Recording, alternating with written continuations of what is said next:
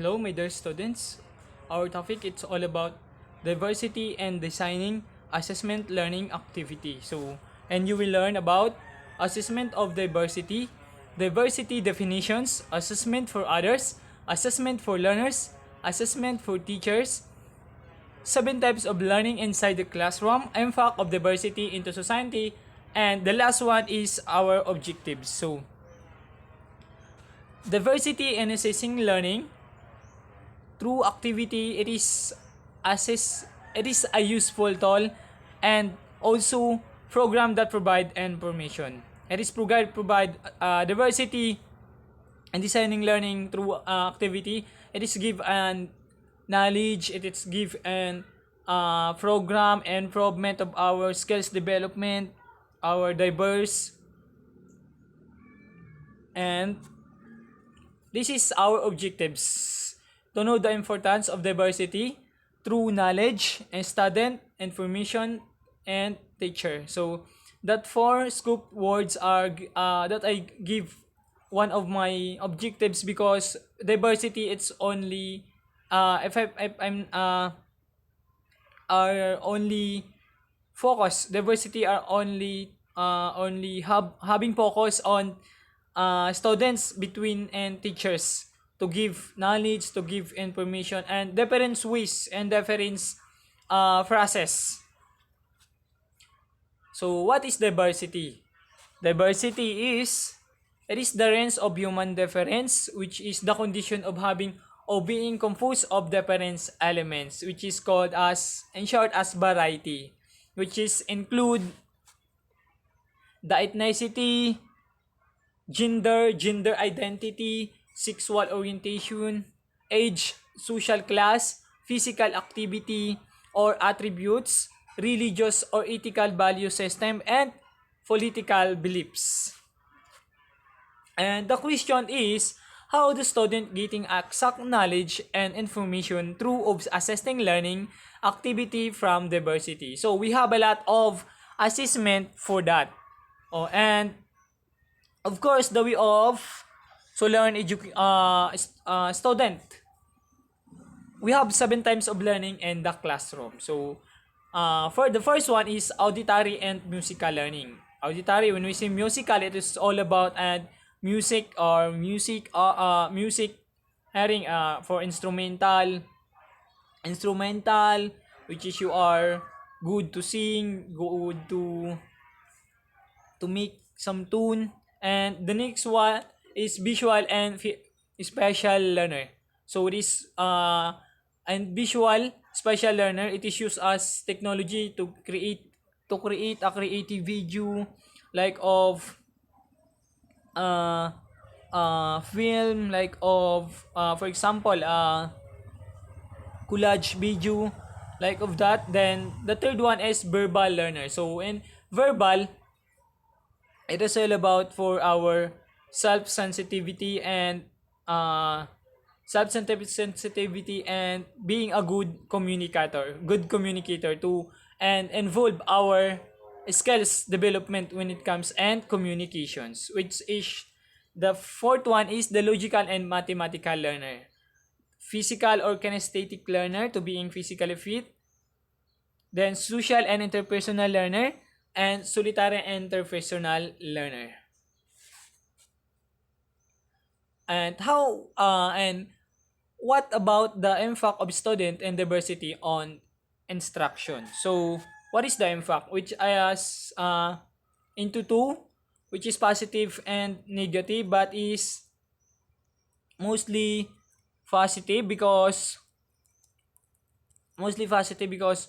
a lot of the teachers are proven that the influence of diversity and students are very capable, are very good to apply, and really really usable when it comes and learners.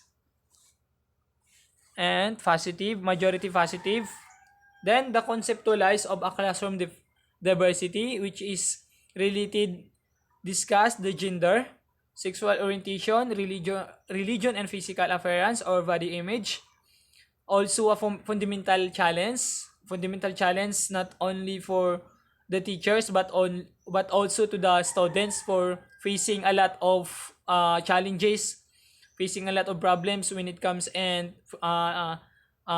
education, studies, especially nowadays we are facing a lot of pandemic, so we are very difficult to achieve, we are very difficult to meet the standard of education, but through diversity, through the high technology, and through the learning of and assessment of teachers, we are accommodate of that, and we should understand all.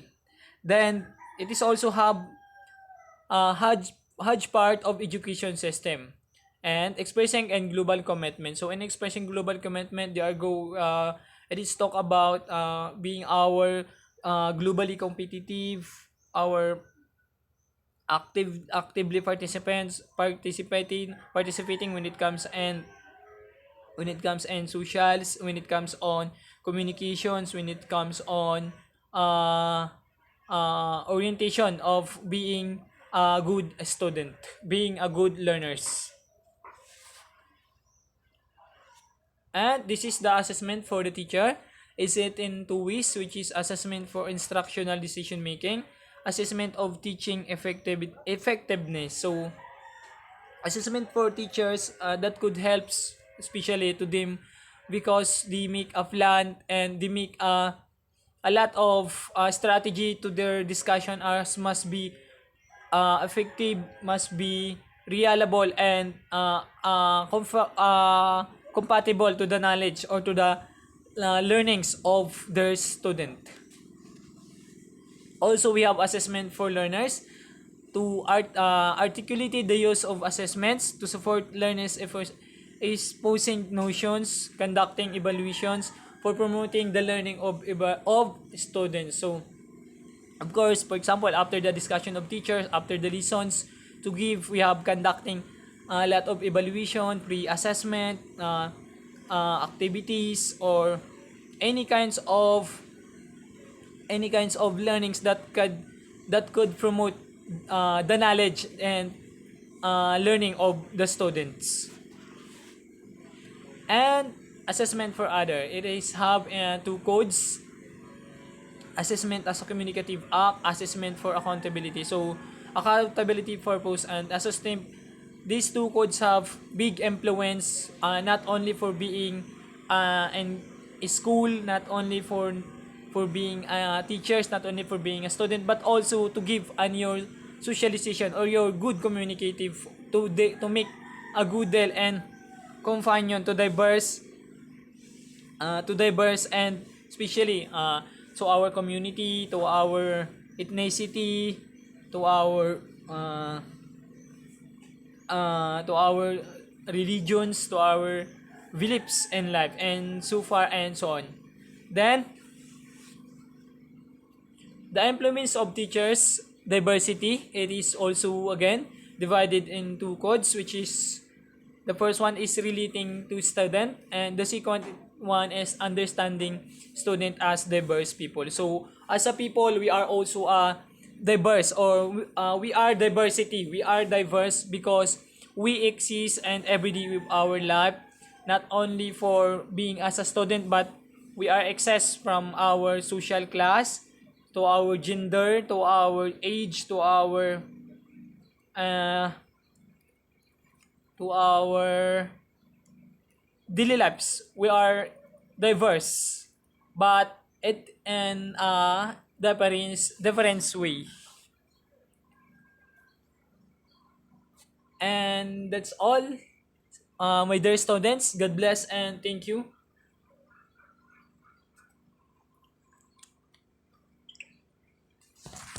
Pak! Pak na pak!